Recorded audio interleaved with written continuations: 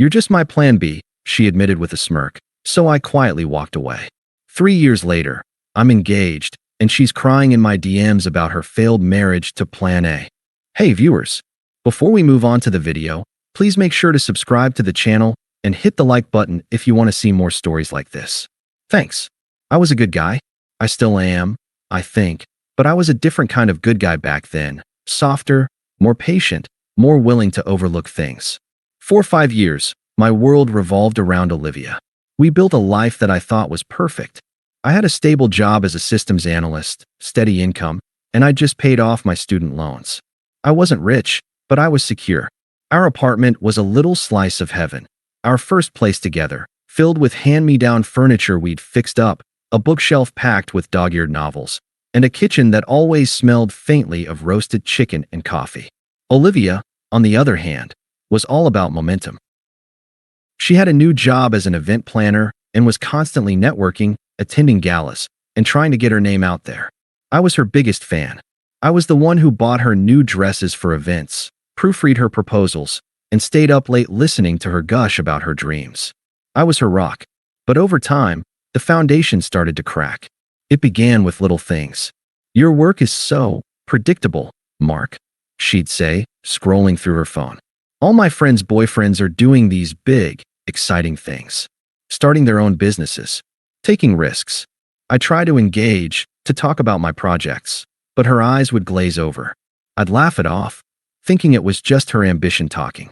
Then she met Ethan, a venture capitalist, his words, not mine, who was a client for a high-profile event. He was exactly the kind of man she'd been describing. Flashy suits, a sports car, and a whole lot of confidence.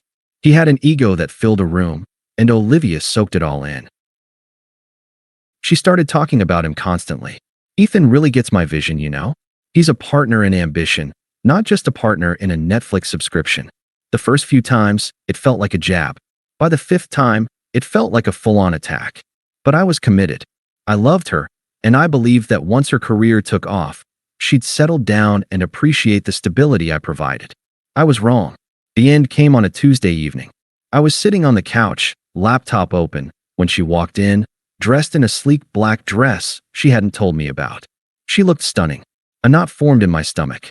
"I need to talk to you," she said, her tone unnaturally calm. I closed my laptop. "I'm going out with Ethan tonight." I felt my blood run cold. "I know. He's your client." "He's more than that, Mark." She sat on the opposite end of the couch, a foot of empty space between us. "I'm leaving you.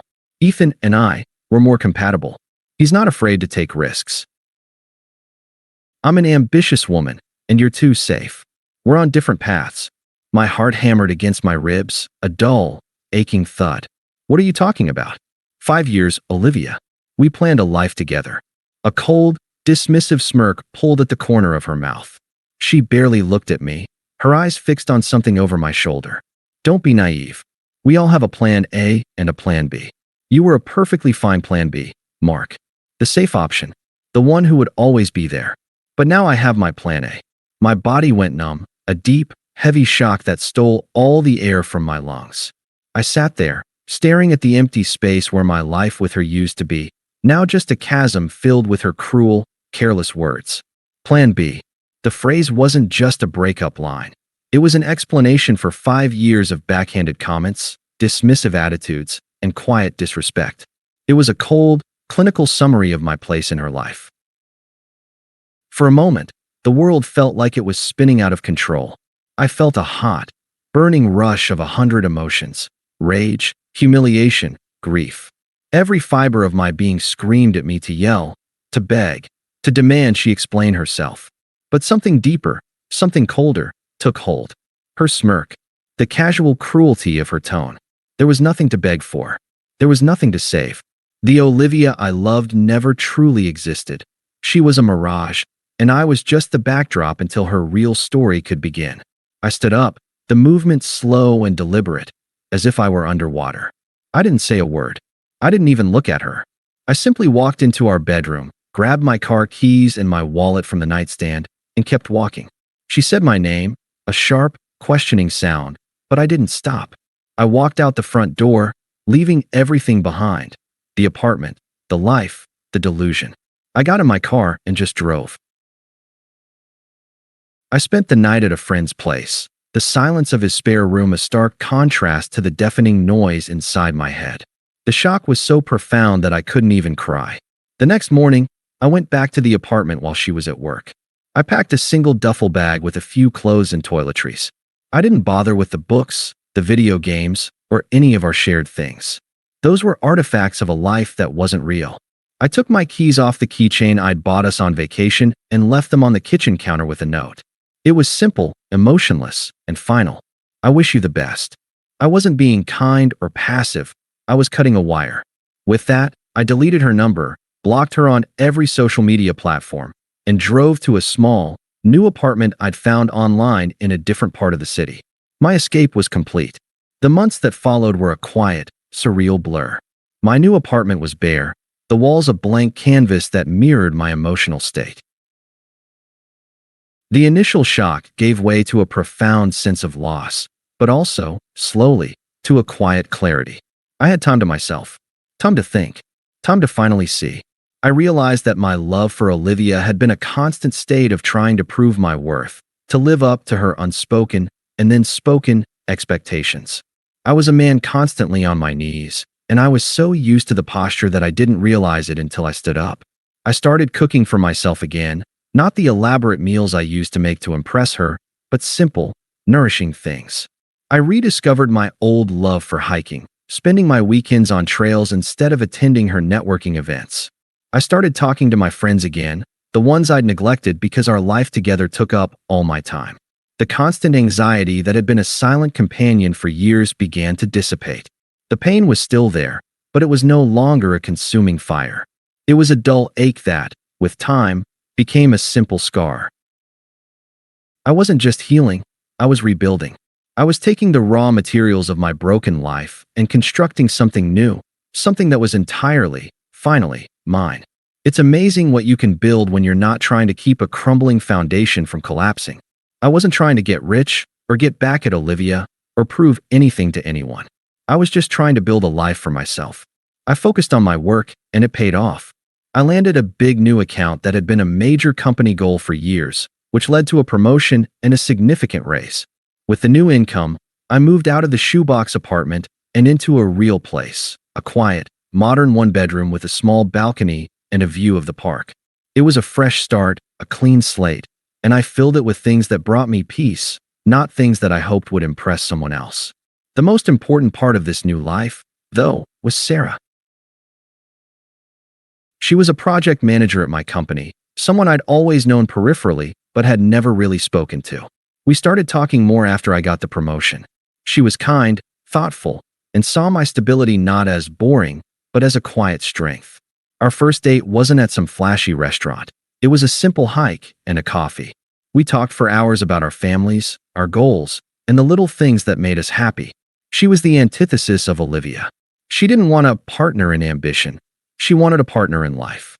She valued my loyalty and my grounded nature.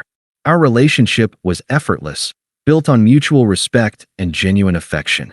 We moved in together after a year, and on the 2-year anniversary of the day I walked out of that old apartment, I asked her to marry me. She said yes, of course.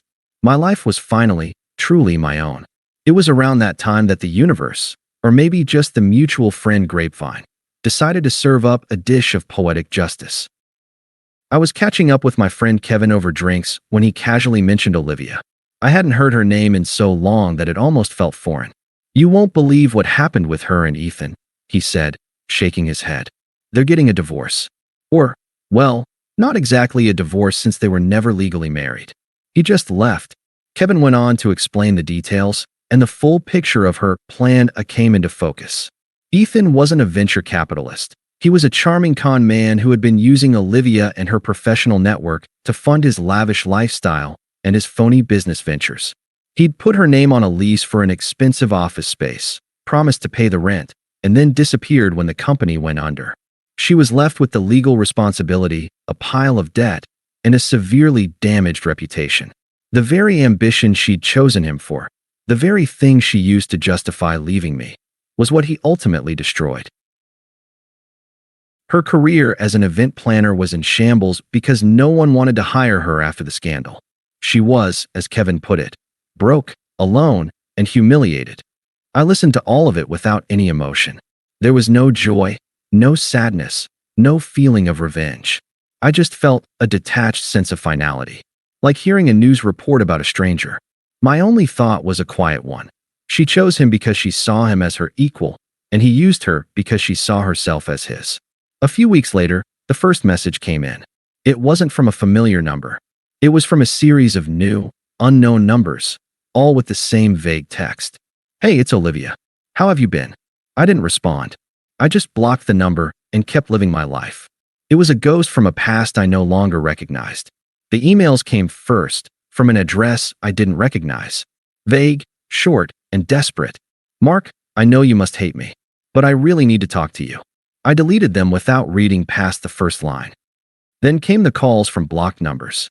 I let them go to voicemail, listening to them later out of some grim, morbid curiosity. They started with her begging, then escalated to tears. "Mark, please, I just need to talk to you. I made a huge mistake." I didn't return a single one. When I wouldn't budge, she sent in the flying monkeys.